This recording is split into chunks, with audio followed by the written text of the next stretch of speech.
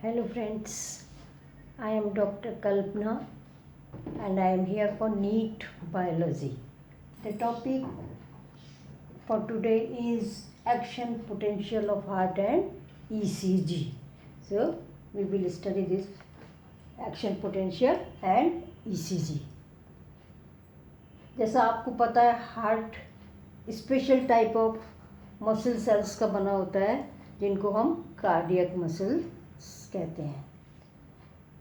अब ये muscles action क्या होता है, हार्ट का काम क्या है, कॉन्ट्रैक्शन एंड रिलैक्सेशन। कॉन्ट्रैक्ट करके ही ये हार्ट जो है ब्लड को पंप करता है। सिस्टोल डायस्टोल वगैरह हम पिछले वीडियो में पढ़ चुके हैं।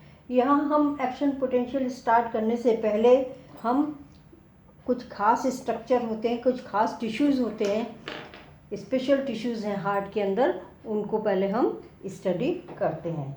तो इम्पल्स जो कॉन्ट्रैक्शन और रिलैक्सेशन का होता है वो उसके लिए इस हार्ट में स्पेशल टाइप के टिश्यूज़ होते हैं, कार्डियक मसल्स के टिश्यूज़ होते हैं, उनको हम कहते हैं नोडल टिश्यूज़।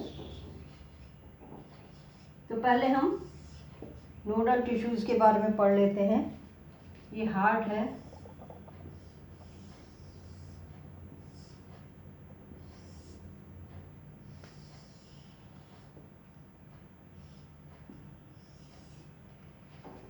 इसमें हम मसल्स को ज़्यादा दिखा रहे हैं क्योंकि मसल्स ही ज़्यादा होती हैं, और जो नोडल टिश्यूज़ है वो भी मसल्स या हार्ट की वॉल में ही पाए जाते हैं।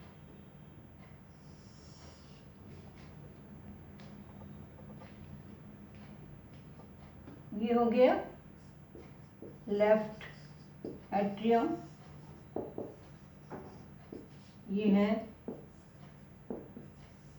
राइट एट्रियम, ये है लेफ्ट वेंट्रिकल, और ये है राइट वेंट्रिकल। अब जो नोडल टिश्यूज़ हैं इसमें क्या होता है, जो इम्पल्स ओरिजिनेट होती है, एक पैच ऑफ नोडल टिश्यूज़ होता है, वो कहाँ पर है, वो यहाँ पर है,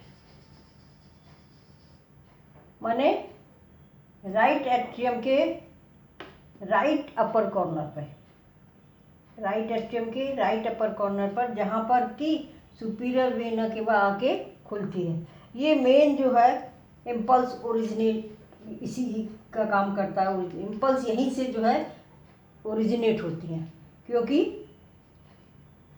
इसको एक्सटर्नल स्टिमुलस की ज़रूरत नहीं होती। हार्ट हर समय बीट करता रहता है और उसका ओरिजिनेशन कहाँ से होता है, इस नोडल टिश्यू से होता है। ये पैच है नोडल टिश्यूज़ का, स्पेशलाइज्ड पैच है, इसको कहते हैं हम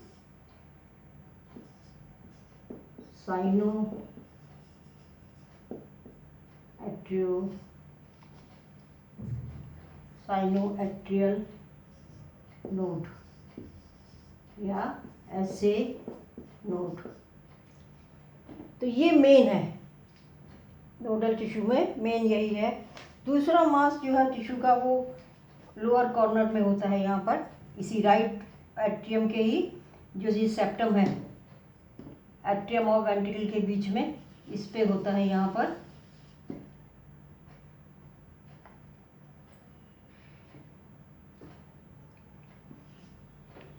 ये कहलाता है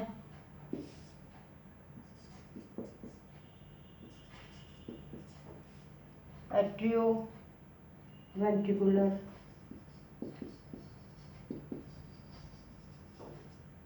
नोड या AVN। तो ये तो दो नोड है, ये साइनोएट्रियल नोड और ये हो गया एट्रियोवेंट्रिकुलर नोड। अब यहाँ से एक bundle of fibres, nodal fibres निकलते हैं, वो इस वाले AVN से, AB नोड से, और कहाँ जाते हैं, ये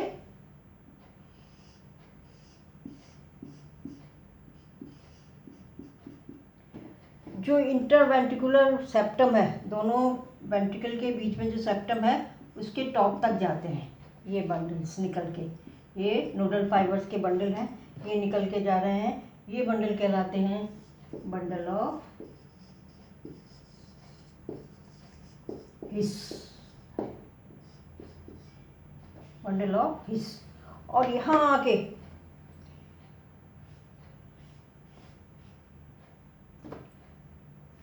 जब भी वेंट्रिकल के इंटरवेंट्रिकुलर सेप्टम के ऊपर टॉप पोजीशन पे आते हैं तो यहाँ आके फिर ये 2 में बढ़ जाते हैं।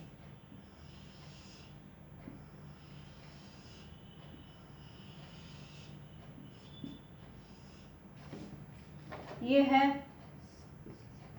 Left bundle branch,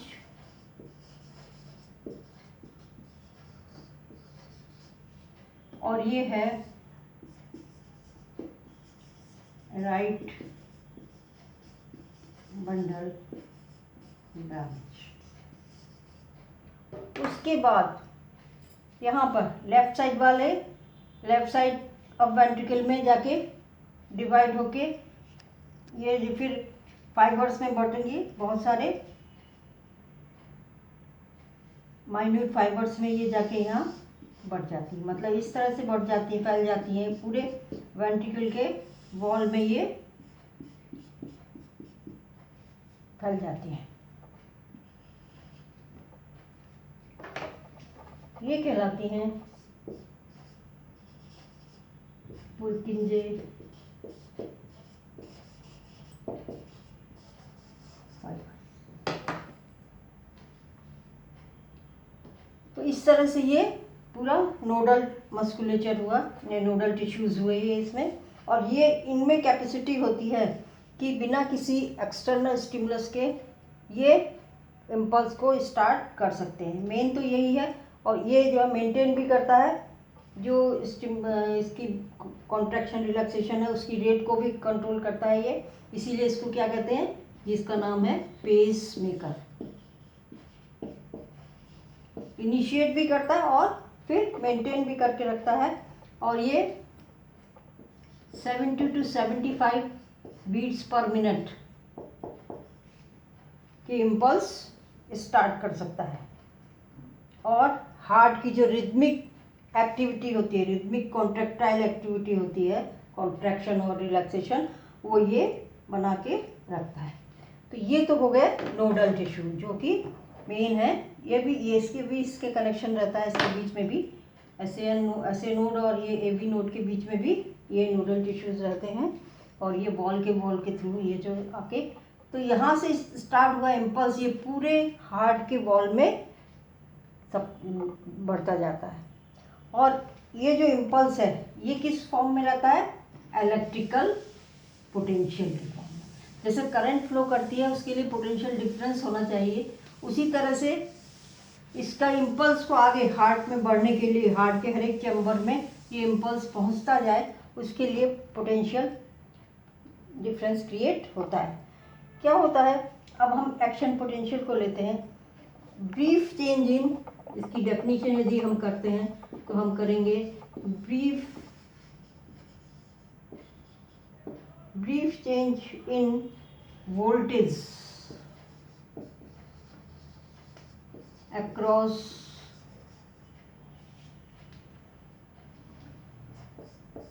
the cell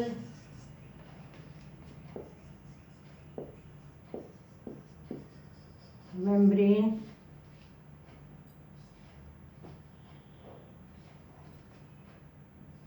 of heart cells।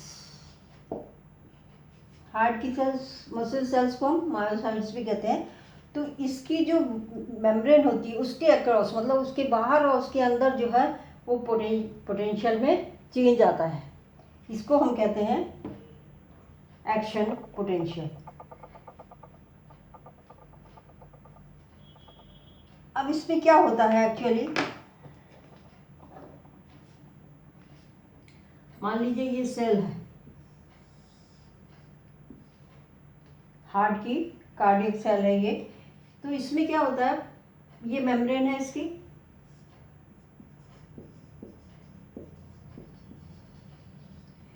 इसके अंदर पोटेशियम आयन होते हैं और बाहर सोडियम आयन और कैल्शियम आयन होते हैं। और इन्हीं के मूवमेंट की वजह से जो है पोटेंशियल डिफरेंस आता है। जैसे इलेक्ट्रिक करंट में इलेक्ट्रॉन के मूवमेंट से आता है इलेक्ट्रिक करंट, यहाँ पर ये आयंस मूव करते हैं। पोटेशियम आयन, सोडियम आयन और कैल्शियम आयन के मूवमेंट से ही जो है वो पोटेंशियल डिफरेंस जो है वो चेंज होता है, पोटेंशियल जो है वो चेंज होता रहता है। और ये इसके जाने के लिए यहाँ पर जो है प्रोटीन के चैनल्स होते हैं जिनके थ्रू ये आयंस जो है बाहर या अंदर जा सकते हैं। प्रोटीन के चैनल्स होते हैं, इनके थ्रू ये पोटेशियम, ये आयंस जो हैं सोडियम के या पोटेशियम के या कैल्शियम के, ये आ जा सकते हैं। जब रेस्टिंग स्टेज होती है उस समय ये स्टेज रहती है, माने पोटेशियम आयन अंदर और सोडियम और कैल्शियम आयन बाहर। ये पोटेशियम आयन कम होते हैं और सोडियम और कैल्शियम आयन ज़्यादा होते हैं, मतलब पॉजिटिव बाहर ज़्यादा होते हैं और अंदर कम होते हैं। तो इसको हम किस तरह से शो करते हैं, निगेटिव और पॉजिटिव से। यहाँ ये पॉजिटिव है, यहाँ ये निगेटिव है। इसका मतलब क्या है, अंदर निगेटिव आयन नहीं, अंदर क्या है पॉजिटिव आयन है, लेकिन वो क्या है कम है, और यहाँ पॉजिटिव आयन ज़्यादा है। मतलब ये हाई पोटेंशियल है, ये लो पोटेंशियल है, तो इसको हम निगेटिव से शो कर रहे हैं। निगेटिव का मतलब क्या हो गया कि अंदर जो है वो पॉजिटिव आयंस कम है, और इस समय जो पोटेंशियल यहाँ पर होता है इसको हम रेस्टिंग पोटेंशियल कहते हैं, वो होता है -90 मिली वोल्ट। इसमें जो पोटेंशियल डिफरेंस आ रहा है वो कितना है, 90 मिली वोल्ट। यहाँ कम है, यहाँ ज़्यादा है, तो ये जो होता है डिफरेंस ये है -90 मिली वोल्ट का। क्यों है, क्योंकि पोटेशियम आयन अंदर कम है और बाहर पॉजिटिव आयंस ज़्यादा है। अब क्या होता है, ये इसमें जब इम्पल्स पेस मेकर से या साइनोएरिकुलर नोड, ऐसे नोड से अगेन अपने जो नेक्स्ट उसकी सेल होती है हार्ट की सेल, उसको ट्रांसमिट करता है इम्पल्स, तो क्या होता है यहाँ पर एक्शन शुरू हो जाता है। तो ये हम एक सेल ले रहे हैं, इसी सेल को हम देखेंगे कि इसमें क्या क्या चेंजेस आते हैं। तो इसमें चेंजेस आने के लिए हम क्या क्या आते हैं, इसको हम ग्राफ से भी देख सकते हैं। यहाँ पर टाइम है सेकंड में, और ये जो है ये है यहाँ पर है मेम्ब्रेन पोटेंशियल मिलीवोल्ट में। जब रेस्टिंग रहते हैं, अभी कोई इम्पल्स चल नहीं रहा, एक्शन पोटेंशियल नहीं है, तब ये कितना रहता है, ये रहता है -90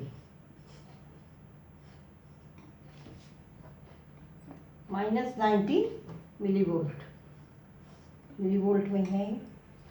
अब जैसे ही इसको इम्पल्स मिला वैसे ही क्या होता है,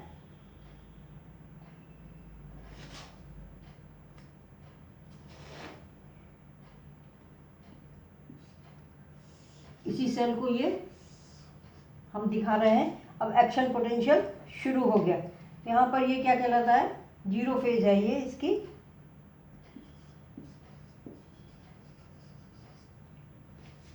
इसमें क्या हो जाएंगे, सोडियम आयन जो बाहर थे वो कहाँ आने लगेंगे, अंदर।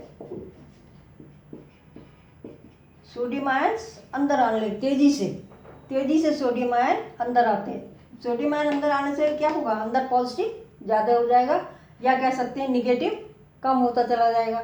और जैसे जैसे सोडियम आयन आते जाएंगे वैसे ये निगेटिव क्या होगा, कम होगा, अंदर पॉजिटिव बढ़ता जाएगा। तो ये बहुत तेज़ी से होता है, इसको हम इस तरह से शो करते हैं। ये है जीरो। सबसे पहला काम जीरो फेज में क्या हुआ, जैसे ही इम्पल्स मिला और ये पोटेशियम सोडियम आयन अंदर गए, तो अंदर जो निगेटिव था वो कम हो गया, या कहें पॉजिटिव बढ़ गया। तो -90 से पॉजिटिव बढ़ेगा तो क्या आ गया, जीरो आ गया। ये है, ये फेज कहलाता है, ये जो है चीज़ कहलाती है डीपोलराइजेशन। अब एक चीज़ और समझ के रखना है कि जब भी हम डीपोलराइजेशन यूज करेंगे,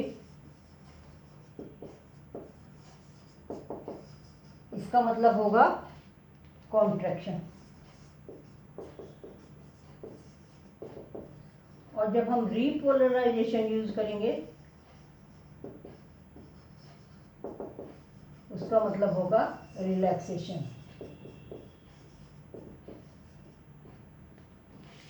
तो जीरो फेज में क्या हुआ, -90 से जीरो आ गया, मतलब पॉजिटिव तेजी से बढ़ गया। ये है डीपोलराइजेशन। डीपोलराइजेशन है ये रैपिड, बहुत तेजी से होता है, बिल्कुल लगभग उसी टाइम में ये कहाँ पहुँच गया, -90 से जीरो हो गया। क्यों, सोडियम आयंस अंदर चले गए। अब इसके बाद आती है फर्स्ट फेज। फर्स्ट फेज में क्या होगा,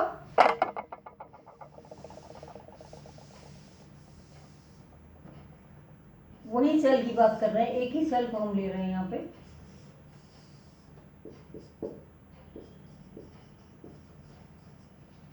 फर्स्ट फेज में क्या होगा, पोटेशियम बाहर जाएंगे, ये पोटेशियम जो है ये आयन बाहर जाने लगेंगे, मतलब अंदर पॉजिटिव कम होने लगेगा, मतलब टुवर्ड्स निगेटिव चलने लगेगा। तो ये ग्राफ इस तरह का आ जाएगा। ये है जीरो फेज, ये है फर्स्ट फेज। और सोडियम जो अंदर आ गए थे उनके लिए चैनल क्या होते हैं, बंद हो जाते हैं। इसमें जो सोडियम के लिए चैनल हैं, सोडियम आयन को बाहर निकालने वाले चैनल्स, वो क्लोज हो जाते हैं। और पोटेशियम क्या होती है, बाहर, पोटेशियम आयन बाहर चले जाते हैं, मतलब पॉजिटिव ये अंदर कम हो गया, मतलब टुवर्ड्स नेगेटिव जाने लगा। तो ये फर्स्ट फेज में हो जाता है। और इसको इस तरह से ये फर्स्ट फेज हो गया। फिर इसके बाद सेकंड फेज आती है।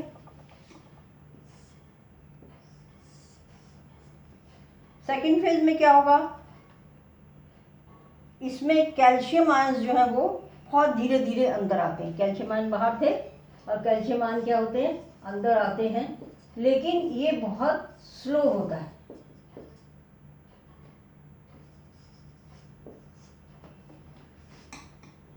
मतलब क्या हुआ कि बहुत ज़्यादा चेंज नहीं आएगा। और पोटेशियम आयंस तो बाहर निकलते हैं, पर ये भी बहुत तेज़ नहीं है, इसलिए इसमें लगभग कांस्टेंट सा पोटेंशियल बना रहता है। तो ये फेज इस तरह की आ जाती है। ये है सेकंड फेज, इसको प्लेटो फेज भी कहते हैं। प्लेटो होता है पठार एक सा, तो इसके लिए इसलिए इसको प्लेटो फेज भी कहा जाता है। इसमें क्या होता है, कैल्शियम, ये सेकंड फेज है, धीरे धीरे कैल्शियम आयंस अंदर आते हैं, ज़्यादा चेंज नहीं आता पोटेंशियल में होता। फिर उसके बाद आता है थर्ड फेज। इसमें क्या होता है, पोटेशियम बहुत तेज़ी से जो है ये बाहर निकलते हैं।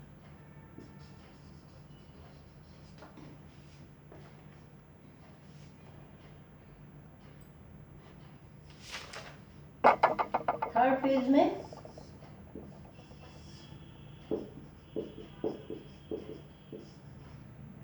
पोटेशियम आयन तेजी से बाहर निकलते हैं, मतलब क्या हो गया, अंदर पॉजिटिव कम हो गया, तो मतलब टुवर्ड्स निगेटिव जा रहा है। तो ये जो बिल्कुल स्टीप फॉल है, ये थर्ड फेज शो कर रहा है। और इस समय पोटेशियम आयन बाहर निकलते हैं। और उसके बाद ये आके यहाँ पे रेस्टिंग पोटेंशियल आ जाता है। फिर ये फोर्थ फेज है रेस्टिंग पोटेंशियल की।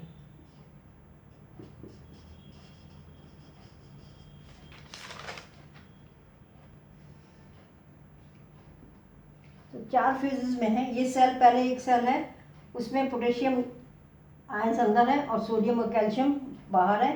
बाहर जो आयंस है, पॉजिटिव आयन सोडियम और कैल्शियम, ये बहुत ज़्यादा हैं, अंदर पोटेशियम कम है, इसलिए हम कह सकते हैं कि अंदर निगेटिव है और बाहर पॉजिटिव है। फिर जब इम्पल्स मिलता है, स्टार्ट होता है, एक्शन पोटेंशियल स्टार्ट होता है, उस समय ये क्या होता है, सोडियम आयन तेज़ी से अंदर आते हैं और ये नेगेटिव वाला कम होना शुरू हो जाता है, अंदर पॉजिटिव बढ़ जाते हैं। और फिर उसके बाद ये पोटेशियम बाहर निकलते हैं और सोडियम के लिए चैनल बंद हो जाता है। ये उस समय ये फर्स्ट फेज़ है।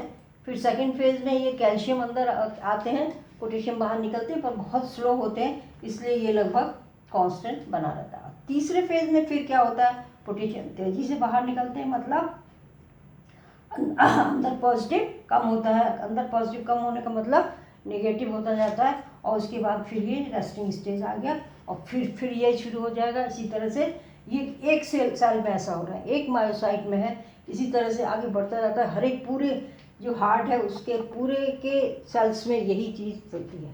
तो ये तीनों चीज़ें, तो ये वाला फेज जो 0 फेज थी वो तो डीपोलराइजेशन की है, और ये जो तीनों फेज हैं, ये तीनों फेज किसकी हैं, रीपोलराइजेशन।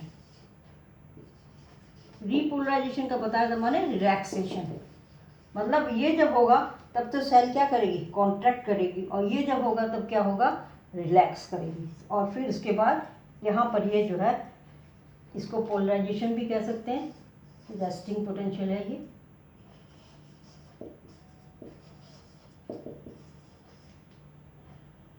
तो कोई भी सेल जिसमें कॉन्ट्रैक्शन और रिलैक्सेशन होना है वो तीन एक्टिविटी से गुजरेगी। पहला है डीपोलराइजेशन और दूसरा है रीपोलराइजेशन और फिर उसके बाद पोलराइजेशन। रीपोलराइजेशन में ये 3 स्टेज होंगी, फर्स्ट फेज, सेकंड फेज और थर्ड फेज। तो इस तरह से ये आयंस के अंदर बाहर और बाहर जाने की वजह से ही पोटेंशियल डिफरेंस प्रोड्यूस होता है।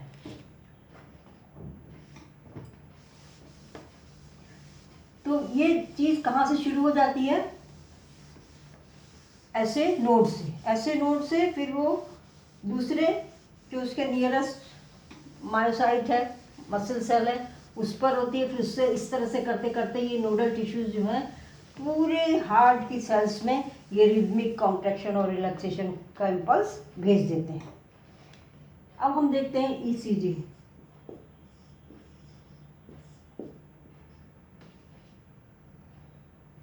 ईसीजी क्या है, ग्राफिकल रिप्रेजेंटेशन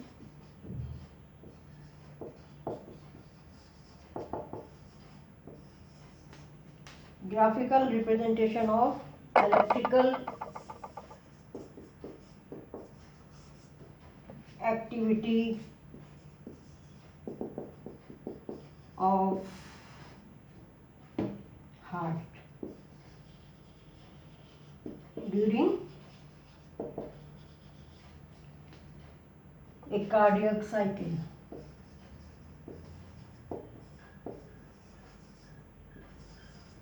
ग्राफ के रूप में ये इस तरह का कर्व आता है और इसका फुल फॉर्म क्या है, इलेक्ट्रोकार्डियोग्राफ। तो ग्राफिकल जो रिप्रेजेंटेशन आता है ग्राफ पेपर पर वो तो क्या है, इलेक्ट्रोकार्डियोग्राम। और जो मशीन यूज़ करते हैं इसमें हम, जो जिससे कि ये ईसीजी हम लेते हैं, तो वो जो है मॉनिटरिंग मशीन जो होती है, monitoring machine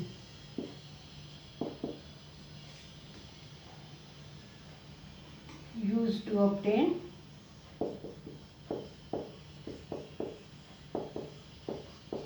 ECG is called electrocardiograph।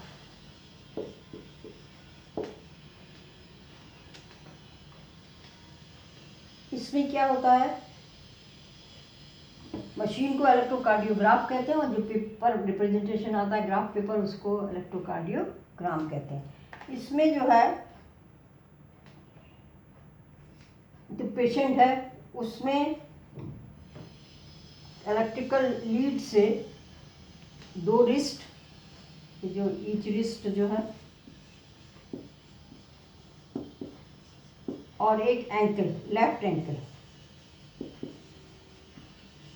पर, इस पे तो दोनों पे लीड हो गई और एक लीड होती है लेफ्ट एंकल पर।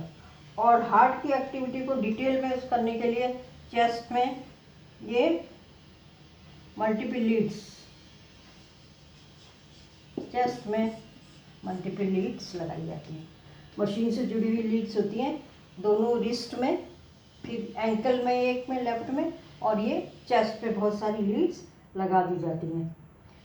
और जो ग्राफ मिलता है हमें इसमें मशीन से, जो ग्राफ होता है उसमें हर एक रीजन जो है एक खास एक्टिविटी बताता है। कैसे बताता है इसको अभी देख लेते हैं। जो ग्राफ आता है उसकी डिज़ाइन या उसका स्ट्रक्चर इस तरह से होता है।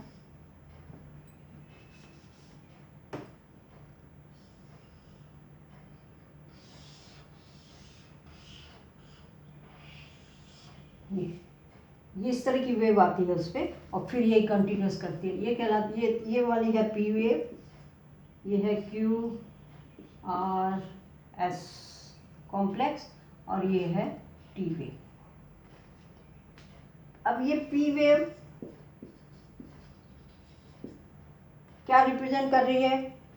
Depolarisation of atria. भी डीपोलराइजेशन आपको बता दिया था एक्शन पोटेंशियल में कि -90 से 0, ये इस समय सोडियम आयंस अंदर जाते हैं।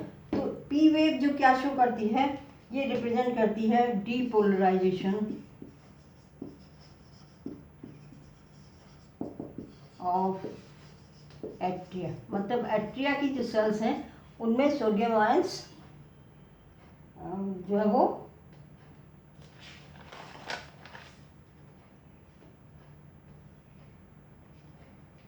तेजी से अंदर आएंगे और ये पॉजिटिव की तरफ बढ़ जाता है। और डीपोलराइजेशन का मतलब क्या होता है? कॉन्ट्रैक्शन। तो ये क्या शो कर रहा है? कॉन्ट्रैक्शन ऑफ एट्रिया, लेफ्ट और राइट एट्रिया। उसके बाद ये QRS कॉम्प्लेक्स, ये क्या शो कर रहा है?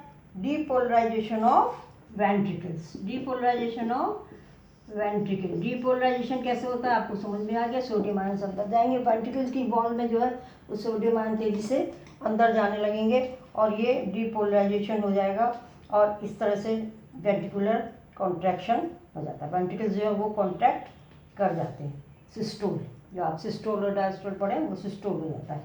फिर ये टी वेव है। ये टी वेव क्या रिप्रेजेंट करती है? Return of ventricle from excited to normal state, माने रीपोलराइजेशन।